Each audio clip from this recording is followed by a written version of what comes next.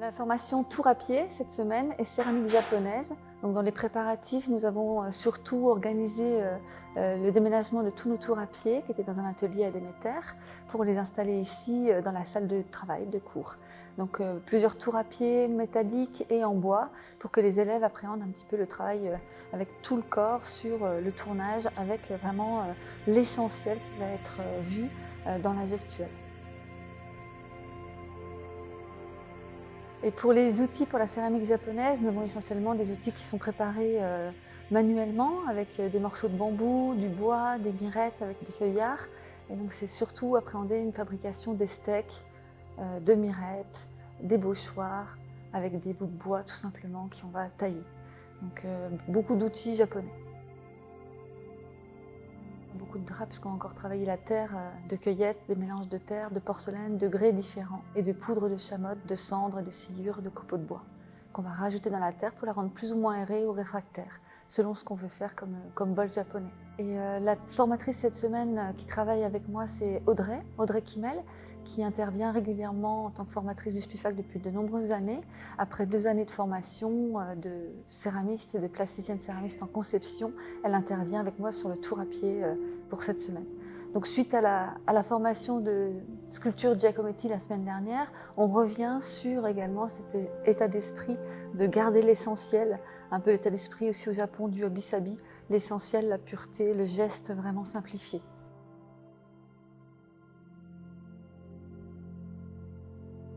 Donc le premier jour, on va apprendre vraiment le travail du corps. On va reprendre un petit peu des volumes simples pour appréhender le tour à pied, le lancement de la roue, comment trouver sa position sur le tour, trouver aussi son emplacement par rapport aux jambes et réussir aussi à la respiration, à trouver un rythme, son propre rythme, comme le travail de la terre au pied d'ailleurs. On va essayer d'écouter son propre rythme pour ne pas se fatiguer. Essayer de voir quels gestes on peut éliminer pour aller à l'essentiel, surtout pour le centrage qui est très physique et très difficile sur un tour où on doit lancer la roue et apprendre à lancer puis travailler la terre. Ne pas faire tout de suite les deux en même temps, là on le fait que quand on est vraiment habitué.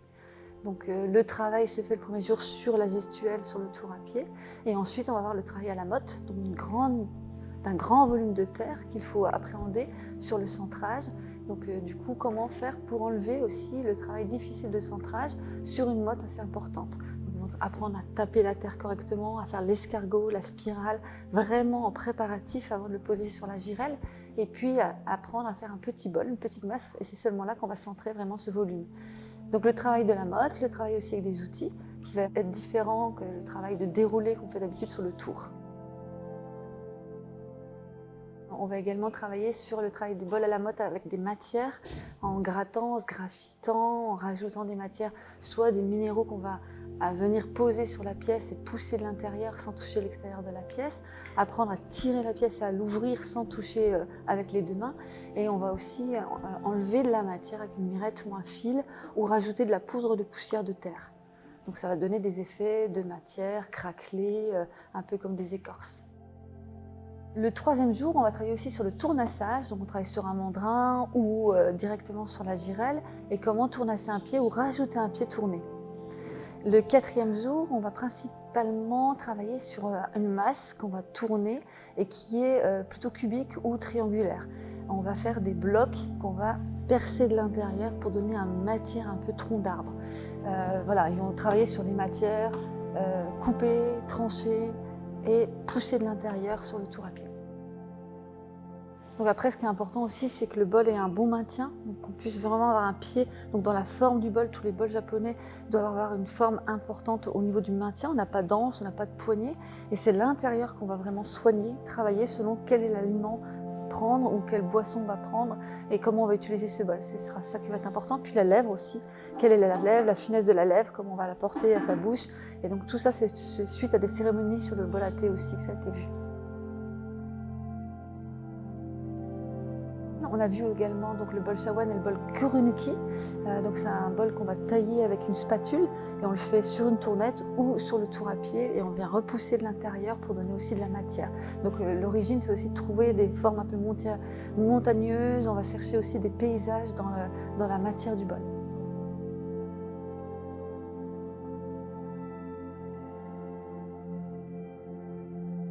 Donc Audrey Kimmel, donc je suis plasticienne céramiste.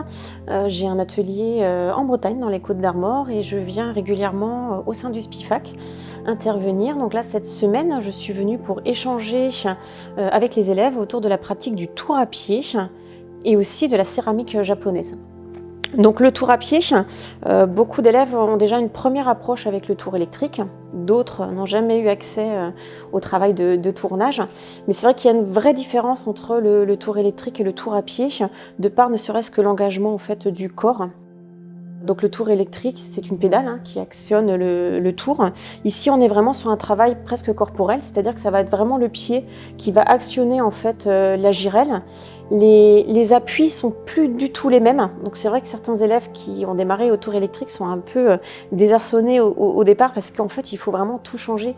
Les postures sont plus les mêmes. Il faut apprendre aussi à comment gérer son corps, comment gérer son axe. Donc des fois, ça va être d'autres calages. Des fois, ça va être aussi contracter certains muscles. Donc c'est vrai que c'est quand même une semaine un petit peu physique pour certains parce qu'on travaille des muscles qu'on n'a pas l'habitude de travailler. Les postures sont pas forcément très naturelles.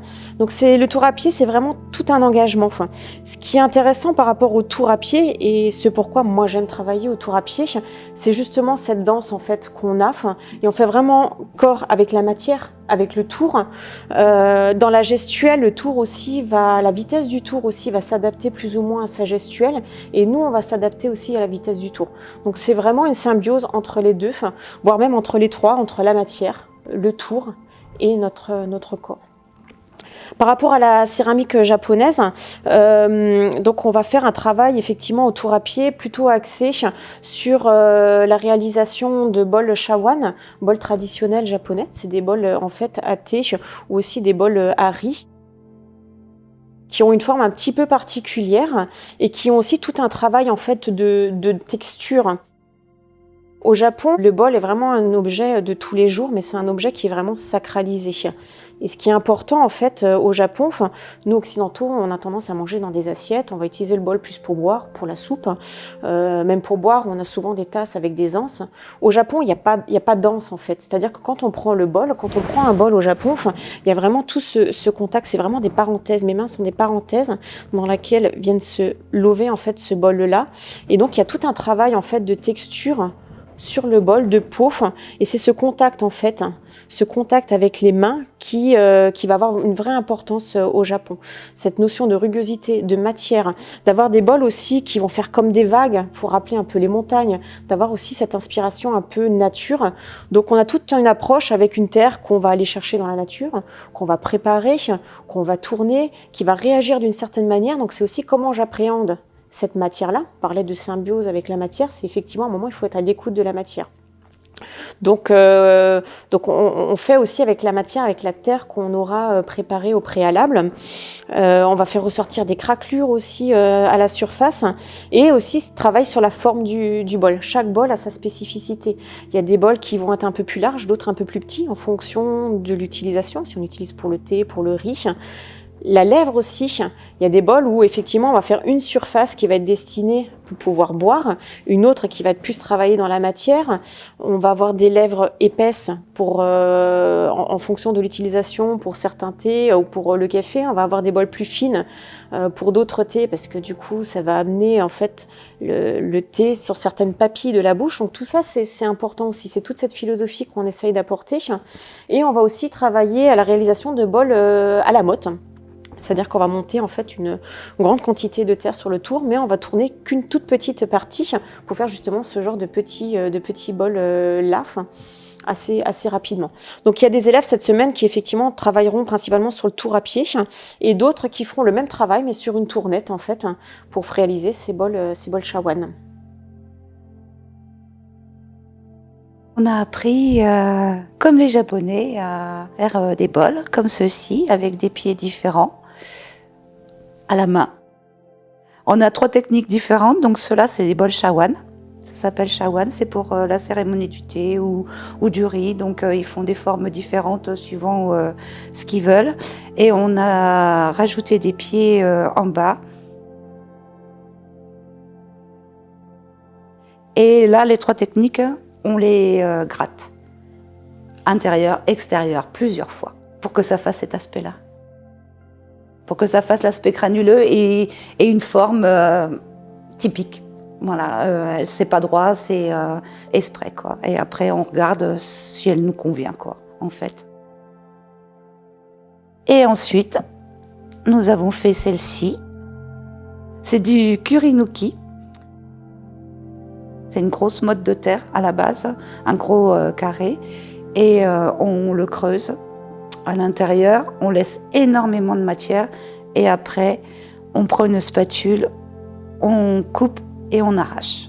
Et tout le tour, jusqu'à ce que ce soit plus fin. Parce que là, je n'ai pas fini l'intérieur.